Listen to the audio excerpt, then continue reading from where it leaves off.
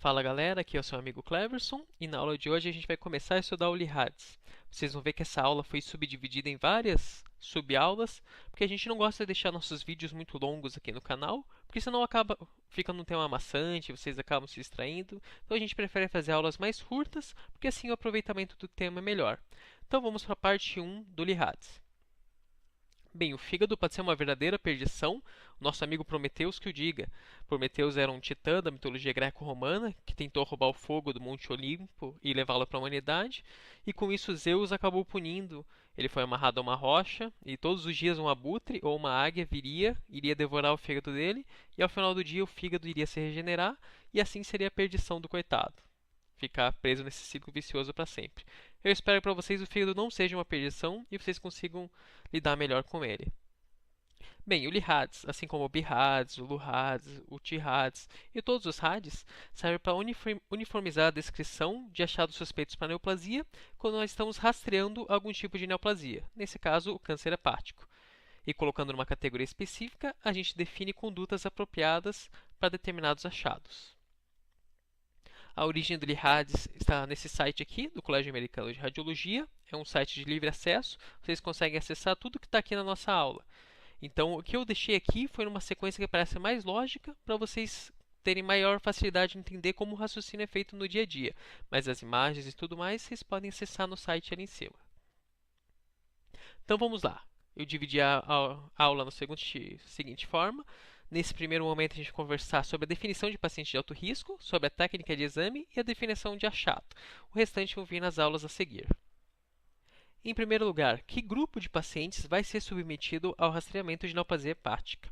Pelo que o Colégio Americano de Radiologia preconiza, somente um grupo que tem um risco relativo suficientemente elevado deve entrar nessa análise de raciocínio do LIHADS. Se vocês pegarem a descrição original, é um grupo bastante restrito. Está aqui a imagem do Shigeru Miyamoto, para vocês não esquecerem, o criador do Mario. Basicamente, eles são pacientes com mais de 40 anos do sexo masculino ou pacientes com mais de 50 anos do sexo feminino, de ascendência asiática e pacientes afrodescendentes. Porém, hoje em dia a gente acaba extrapolando isso um pouquinho mais. Embora a descrição original diga que possa ter um aumento de falsos positivos, a gente acaba sendo mais flexível com esses critérios. O X da questão é sempre considerar dados clínicos e laboratoriais e a probabilidade pré-teste, ou seja, o quão provável é você encontrar um hepatocarcinoma nesse paciente baseado no estágio de doença hepática que ele manifesta.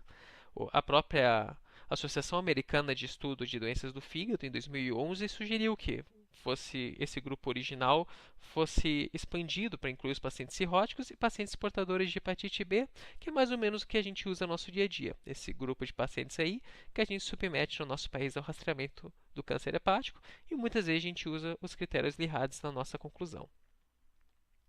Agora, a técnica de exame é fundamental para você garantir que o exame foi feito da maneira adequada. O ACR preconiza que pelo menos 3 fases sejam feitas: arterial, portal e tardia. As duas mais importantes são arterial e portal, mas a tardia não pode ser deixada de lado, porque às vezes é o que vai deixar você concluir as características do achado. Diferenciar uma massa de uma pseudolesão quando você tem dúvida na fase arterial e portal, identificação de uma cápsula que se torna mais evidente do que na fase portal, entre outros auxílios. É sugerido que seja feita também uma fase pré-contraste, mas isso não é obrigatório. Existe uma discussão ainda na literatura se o acréscimo de radiação dessa fase a mais vale a pena ter um benefício maior do que o malefício, mas isso ainda é bastante discutível. Então, hoje em dia, é recomendada, mas não é obrigatória. Cada serviço decide se é feito ou não. E, por fim, as reformatações multiplanares. Hoje em dia, com as tomografias helicoidais, multidetectores amplamente disponíveis, a gente busca sempre trabalhar com os 3 planos ortogonais para raciocinar melhor quando nos deparamos com o achado. Essa imagem exemplifica aqui, então, mostrando o fígado e os vasos sanguíneos, quais são as fases que nós temos que trabalhar. O pré, na tomografia, está com asterisco, porque ele realmente não é obrigatório, mas recomendado. Uma arterial, uma venosa e uma tardia. Ali no arterial está escrito leite do lado, já vou explicar para vocês. E quando a gente está fazendo uma ressonância magnética com agentes extracelulares, aqui abro um parênteses para diferenciar do gadolínio hepato específico, que a gente vai conversar um pouquinho mais para frente. Então, numa ressonância habitual com contraste extracelular, recomenda-se que seja feito um protocolo com uma fase pré-contraste, fase arterial, portal, tardia. T1 dentro de fase, T2 fora de fase, T2 e difusão sendo opcional. A fase arterial. Ela deve ser adquirida numa faixa de tempo em que a artéria hepática e seus ramos estão totalmente opacificados, mas as veias hepáticas ainda não apresentam contraste, ou seja, circulação puramente arterial. Porém, a gente pode dividir a fase arterial em dois momentos, uma precoce e uma tardia. A fase precoce seria aquela em que somente o vaso sanguíneo encontra se contrastado, uma fase arteriográfica. Ainda não houve extravasamento de meio de contraste para o interstício. E a fase tardia é aquela em que você já tem contraste no interstício e o contraste já chegou inclusive na veia porta. Esse é o nosso objetivo. Se você tiver que escolher, faça sempre uma fase arterial tardia, uma fase late, geralmente com 35 a 40 segundos de aquisição. Isso porque a maior parte dos HCCs tende a realçar mais nessa fase tardia do que na fase precoce. Então, se você fizer uma fase muito inicial, você pode deixar de detectar lesões. Em alguns HCCs, você só tem realce nessa fase. Por isso, na dúvida, escolha sempre uma fase arterial tardia, quando já vai ter contraste na veia porta. Para exemplificar para você, está aqui.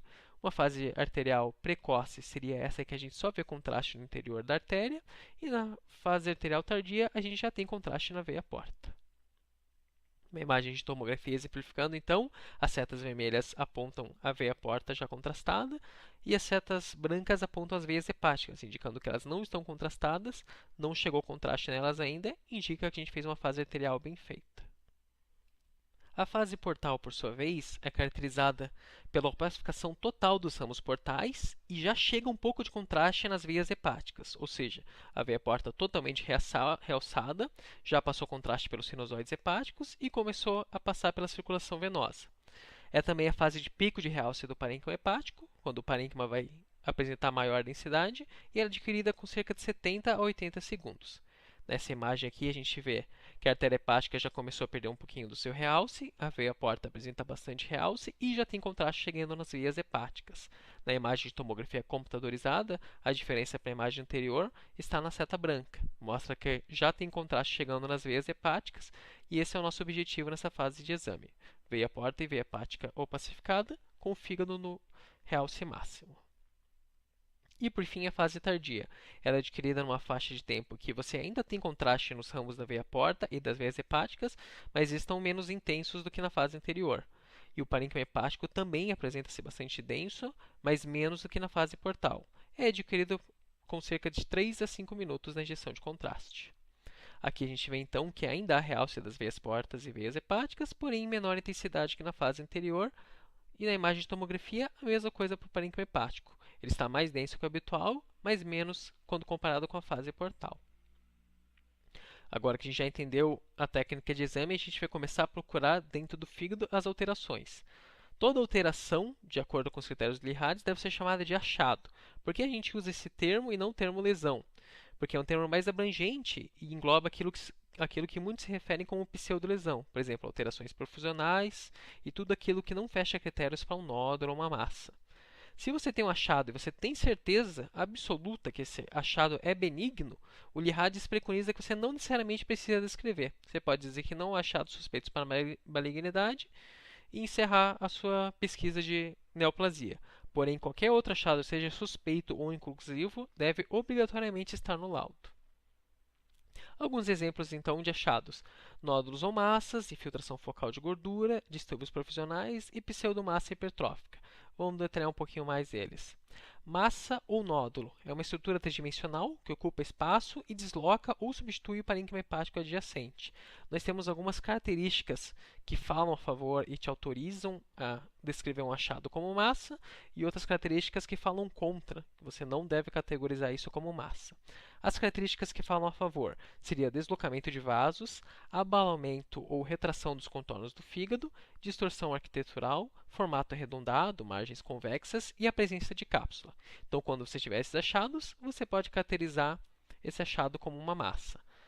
Agora, quando você tem as seguintes características: vasos que mergulham no interior do achado em vez de serem desviados ou distorcidos, ausência de efeito massa, preservação da arquitetura hepática ou margens geográficas, você não está autorizado a descrever esse achado como massa. Você deve manter o próprio nome achado ou algum outro que seja mais sugestivo. algumas ciladas que nós temos aqui, que podem fazer você pensar que é uma massa, mas não fecham todos os critérios. A deposição focal de gordura, por exemplo, pode assumir configurações caprichosas e fazer você pensar que é um nódulo. A dica é sempre comparar na ressonância magnética sequências dentro e fora de fase, com queda de sinal indicando gordura. Outra lesão seria a pseudomassa hipertrófica, que é uma região do fígado que sofre hipertrofia, em contraste com uma região adjacente excessivamente atrófica. A dica é que esse achado vai ter contornos lobulados e você consegue ver em diferentes planos, e no seu interior apresenta vasos preservados, o que diferencia de outras lesões. E as alterações perfusionais também. A dica é você comparar várias fases do exame e ver como elas vão se alterando conforme o contraste vai atingindo outras estruturas vasculares. E lembrar que as alterações perfusionais também não têm efeito massa, não deslocam os vasos. Na verdade, os vasos transitam no interior dessas regiões. Isso também fala a favor de uma alteração perfusional e não do nódulo. Para ficar mais claro, vamos ver algumas imagens aqui. Os exemplos de massa que eles nos dão são essas aqui. Uma estrutura convexa abolando os vasos na primeira imagem. Na segunda, uma estrutura mal definida, mas definitivamente com infiltração das estruturas adjacentes. E na terceira, um nódulo, uma massa dentro da veia. Aqui eu abro um parênteses. Toda vez que você tiver um material com características similares a de um nódulo, mesmo que não tenha uma conformação espacial convexa, você vai chamar de nódulo pelo padrão de realce, pela característica similar. Não é importante aqui nesse caso o formato geométrico, mas sim as características de sinal ou de realce. Ali embaixo, na segunda fileira, nós temos as alterações que não podem ser chamadas de massa, porque tem aquelas características que a gente viu no slide anterior. Uma alteração perfusional difusa, alterações perfusionais intermédias a parênquima normal, a pseudomassa hipertrófica que eu citei, uma região excessivamente grande contrastando com região de parênquima atrofiado, e deposição hepática focal. Ali vocês veem que está formando um formato poligonal, poderia deixar em dúvida se é uma massa ou não é, mas quando você compara o dentro de fase, o IP, com o fora de fase, o OP, você vê que teve perda de sinal compatível com gordura intracelular.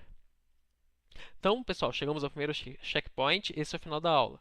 Nós vemos, então, como caracterizar o paciente de alto risco, que é o objetivo do rastreamento, técnica de exame, como ver em que fase deve ser feita cada uma das aquisições, e aprendemos a caracterizar o achado, que é a base de todo o nosso raciocínio aqui.